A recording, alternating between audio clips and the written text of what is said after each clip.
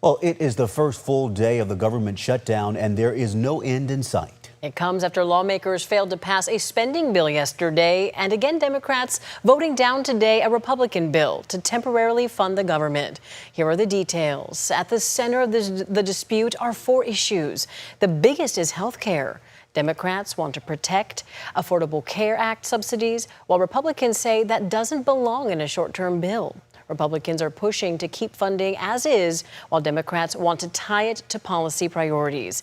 They also clash over whether the president can cut funding Congress has already approved. With 60 votes needed in the Senate, a few moderates could ultimately decide when the government reopens. Now, more than 24 hours since the shutdown started, the blame game continues. Democrats want to play political games with the lives and the livelihoods of Americans. Republicans have adopted a my way or the highway approach. The last government shutdown was during President Trump's first term at the end of 2028, going into 2019. Now, it was the longest in more than 4 decades, lasting for 35 days. Lawmakers are set to try to meet on Friday to try again. Now, we know a lot of you have a lot of questions about which programs will continue to operate. Yeah, so we want to give you a quick breakdown of what we know so far. Social Security checks will continue to go out, but keep in mind new applications could be delayed with furloughs. People with student loans will still need to make payments, and aid will keep flowing. Food benefits like SNAP and WIC also continue for now, but they're only funded until about the end of the month. The U.S. Postal Service will also continue to operate. Medicare is not impacted. Federal, state, and local courts will stay open as well, but the Department of Justice may postpone some cases. Meanwhile, the shutdown is bringing uncertainty to the CalFresh program. That's right. River City Food Bank says reductions to CalFresh benefits can mean more people relying on food banks. It comes as nearly $188 million in federal funding for CalFresh nutrition education ended today as part of the One Big Beautiful bill signed into law over the summer. CalFresh says the shutdown adds new uncertainty for the program. There will be no effect on their CalFresh benefits this month. Beyond that, we really don't know. We're waiting to see how this shutdown, goes out and if it goes into November. CalFresh also warns people of new federal rules that tighten work requirements for recipients. Those rules are expected to start in February.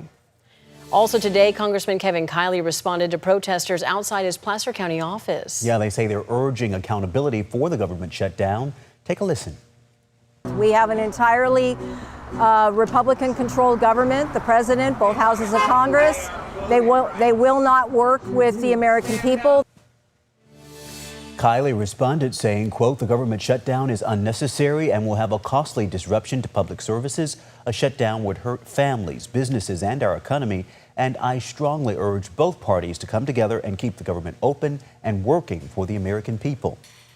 And take a look. Governor Gavin Newsom posted on X about the shutdown, saying, quote, Donald Trump and his lapdog Republicans just shut down the federal government after refusing to protect Americans from an imminent spike in health insurance cost.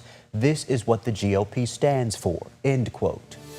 Meanwhile, national parks are still partially open, but about 2/3 of Park Service employees are furloughed. And the people still on the job are only handling essential services like law enforcement, emergency response, and fire protection.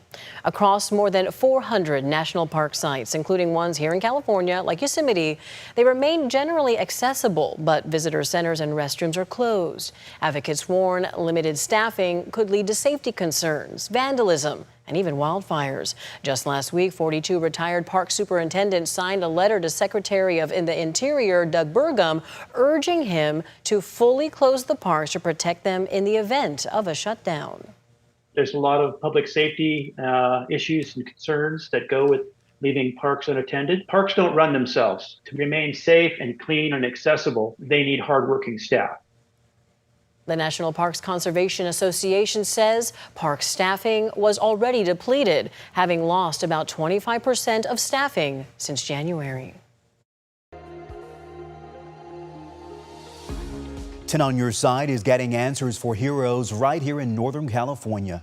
What help is available for members of the military who won't get a paycheck during the government shutdown?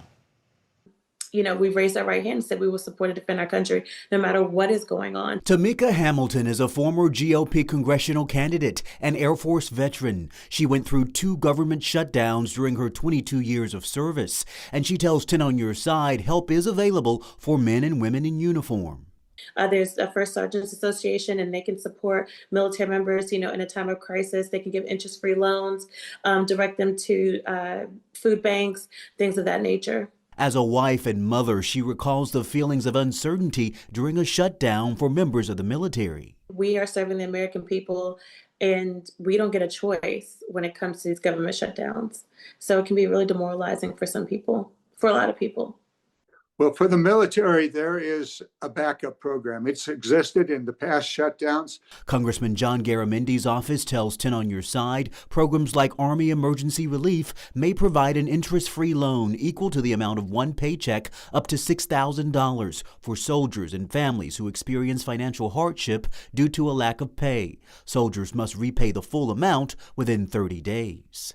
So at Travis Air Force Base, where we have nearly 11,000 active duty, reserve, as well as civilians working.